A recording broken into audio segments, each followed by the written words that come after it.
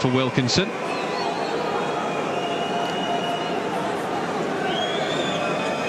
And we're just informed there that it's 62-38 possession-wise in England's favour.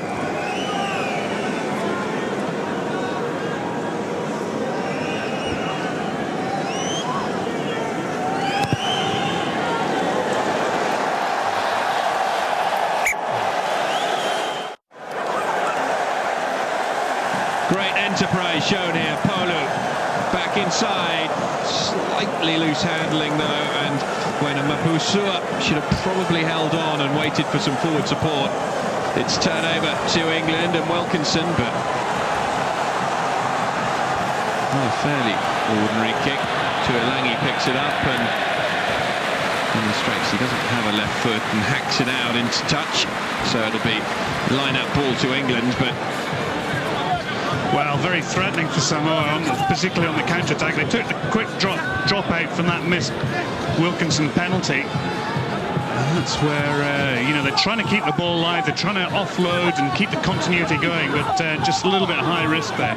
Mapusua, just a little bit of sevens rugby there when he would have been more sensible, because I mean they'd made the inroads, they just needed a bit of forward support there.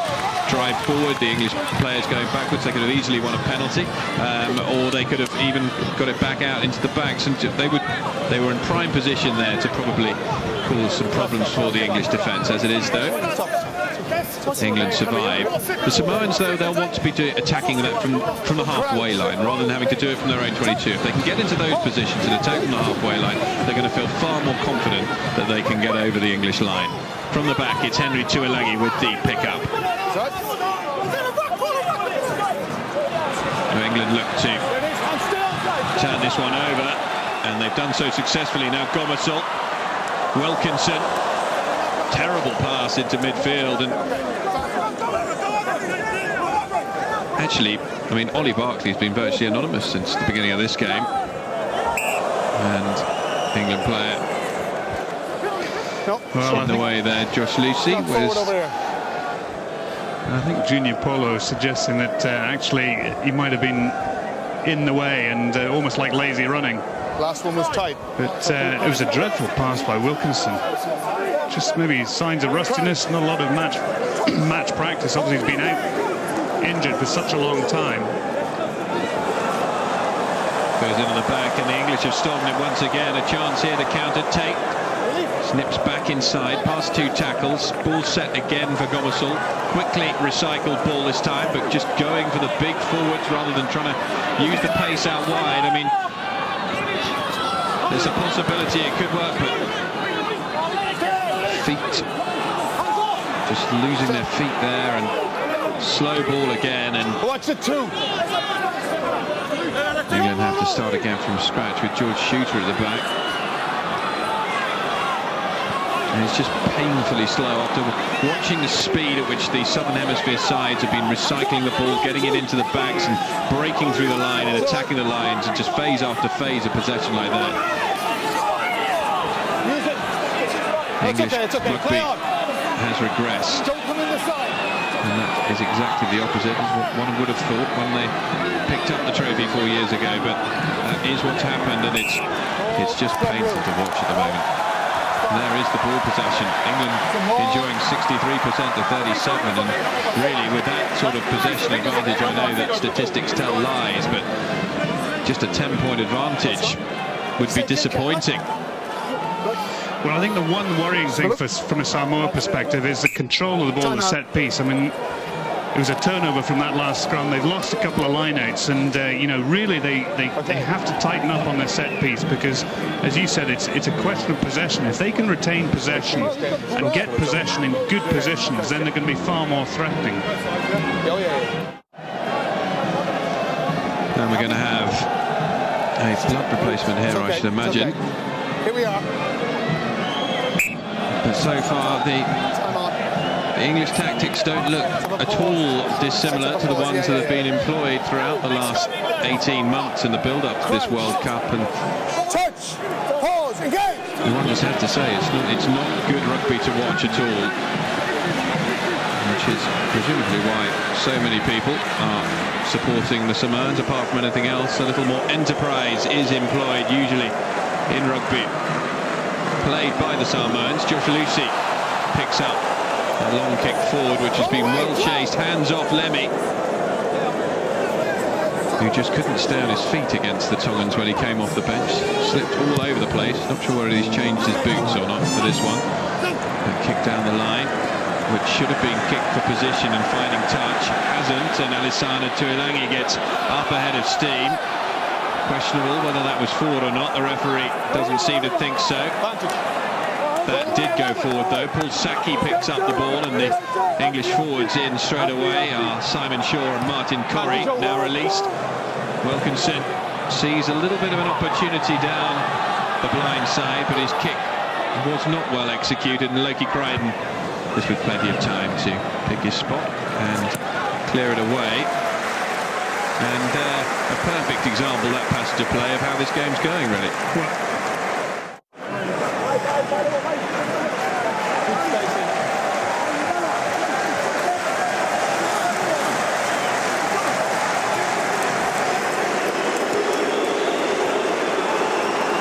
That was aimless, that last one. Simon Shaw getting up ahead of steam and actually carrying the ball over the gain line on this occasion. Once again, turning to the forwards. Matt Stevens is the target this time. Now out to the backs. Wilkinson. Something on here, possibly. Cutting in comes Mark Cueto. Quickly recycled ball. Can England make something of it here? There should be the opportunity. Samoa defence was outnumbering the backs' options there. Gomasol again, Wilkinson, little chip through. Saki should be on this, and he is. And once again, we see the bonus of having Johnny Wilkinson in the side. Yes, he's put in a few loose kicks, and he missed his last kick at goal. But on this occasion, judging the defence coming up quickly, saw the opportunity to exploit that, and Saki finally coming off his line, off his wing, to do the work that we've asked him to sort of come and look for, and gets in and scores the try. But the whole thing about that was there were 2 or 3 phases where it was quick ball, recycled well, and England put pace onto it. And as soon as they put pace onto it, they got in behind Samoa, and the Samoan defence was disorganised. Even that last one, it was slightly slower, and so Wilkinson had to put the kick through. Executed kick, good try, and again, pressure being turned into points for once. Pressure being turned into points, and England building up a substantial advantage here. Probably the most important phase of that play was after Simon Shaw's initial burst, when the ball was recycled to Matt Stevens. He came on and took it in a very different way to what the sort of rugby we've seen employed by England. He was going at full tilt, and that carried him over the gain line.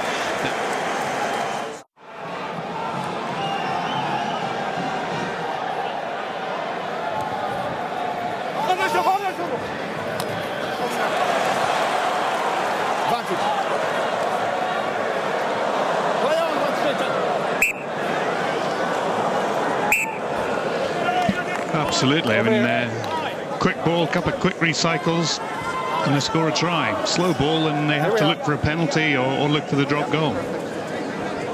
Still, I definitely think that things are looking far more positive, because this was seen as a potential banana skin, and after 34 minutes on the clock, the Samoans have had very little to offer so far, apart from the breaks made by the Tuilangi brothers, which have resulted in conversion into just 6 points. Michael Jones has got a lot of soul searching to do, because he was so disappointed with the way they played against Tonga, a game they expected to win, and they lose possession there again, and the ball hoofed forward. Pressure will be on here. Samoans running out of defence. This is what the crowd have come to see, and now Tuilangi takes it on. Deft little touch off the outside of the boot. Plenty of pressure on here, but it's well dealt with in the end. Slightly sliced kick, and as you look at the veterans bench, Chelsea pensioners, whatever you want to call them, really, I mean, Lawrence Delalio's inclusion in this squad looks more and more bizarre by the day, doesn't it? Well, I think it, picked on reputation, but There we go. I mean, but this is what the crowd came to see. They came to see counter-attacking rugby, exciting rugby, and, you know, they're really on the edge of their seats. But again, you have to say it came from a loose kick and a misdirected kick, a kick which was pretty aimless. And a kick when England had the advantage, Absolutely. which absolutely no need to welt the ball into the middle of play. But Samoans looked as though it had gone forward, but the referee Don't go in. waves play on, and England have managed to get the ball back. So once again, line-out ball is not what Samoa are looking for, and finally the penny seems to have dropped as far as Johnny Wilkinson's concerned. If they kick into touch, England have got a 50-50% chance of getting ball back off the Samoan line-out as well. So, well, I think they've got to try and think about different options in the line at Samoa. They're not winning the full line-out, so they've got to try and shorten it. Oh, there we go.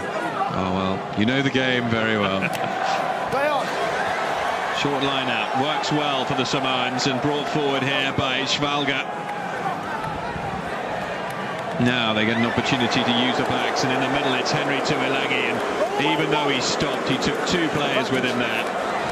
Polu underneath it, back inside to Lima. Lovely dummy, and the Samoans would dearly love to get themselves a try before the break. That would really lift morale, which at the moment is taking a severe denting still. Round the outside goes Lima. Polu has everyone prepared behind him, but that was, I hate to say it, almost English. But now Polu, they have an advantage. Need to whip it out wide. They have the options here. The English defence, terrible defending there from Tate. But the penalty given, so I'm fairly sure that they're going to take the 3 points at this stage of the game. Would probably be the sensible option. Well, I think I'd take the 3 points, but I'm a conservative jock, so... It is going to be the 3 points taken. It's a sensible thing to do at this stage of the game, because although the Samoans haven't had that much, enjoyed that much possession, don't know, it could all change after half-time, and going in 23 points to 9 down is better than going in 23-6 down, having spurned an opportunity by knocking the ball forward or just committing the unforced error. But Matthew Tate just looking a little bit exposed at outside centre. I mean, you can imagine that Tuilagi running over him or through him, but... well, he rushed in there and just easy sidestep. Well, Lecky Crichton maintains his 100% record with the boots. 23-9 then. The Samoans trail by those 2 converted tries. And that is the sole difference between the 2 teams at the moment. So, plenty for Michael Jones to be pondering at this stage of the game. Brian Ashton will probably be a very relieved man. It's not been a vintage England display. Well, it has been a vintage England display, but it hasn't been a vintage England display in the way that many people would like them to play. Just tipped forward from the restart there, and Martin Corrie thought he was in for a second try. Well, that would have been something to celebrate for him. Corrie has, as ever, been tireless in his effort. The Samoans, though, at the moment, it just every single form of set play is where they're struggling, and that's where England aren't going to be too concerned, because if Samoans can't win any ball in the set play and they can't build any platforms to attack from, England aren't going to give away a 14-point lead. Maybe if it was 7 points, but not 14 points. So a slightly better kick from Josh Lucy, but it's still not the optimum, not quite enough hang on it to put real pressure on. The Samoans get a chance to attack once again from deep, which they're going to do. Brian Lima, the man brought down there by Johnny Wilkinson, and the English turn it over. Now what can they do in reply? Hands off, Blue!